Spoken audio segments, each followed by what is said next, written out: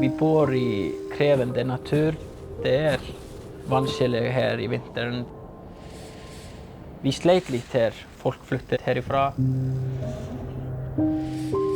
Men vi som samfunn vant til å stå sammen og løse utfordringer når det kommer opp.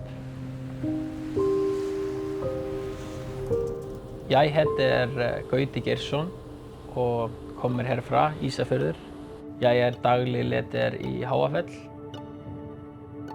Jeg hadde ikke sett for meg at kanskje jobbe i næringen fra start. Det var i Reykjavík der jeg forstod ok, jeg har lyst til å flytte tilbake og være en del av de nye generasjoner som kommer til med å bygge opp Ísafjörður. Vi som lever her føler at vi har ansvar. Vi har lyst til at folk trives, at folk har lyst til å komme hit og jobbe her.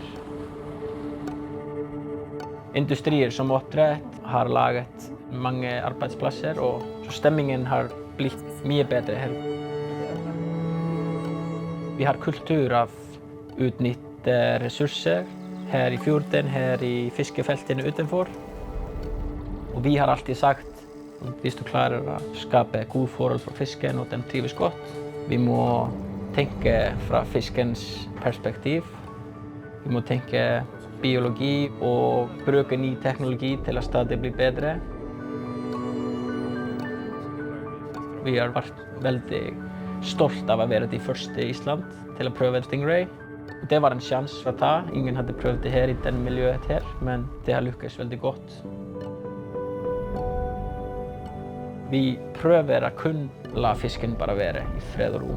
Så Stingray passer perfekt inn i den strategien. Vi har så mye liv, vi har mange forskjellige ting som vi bruker fjordene våre til.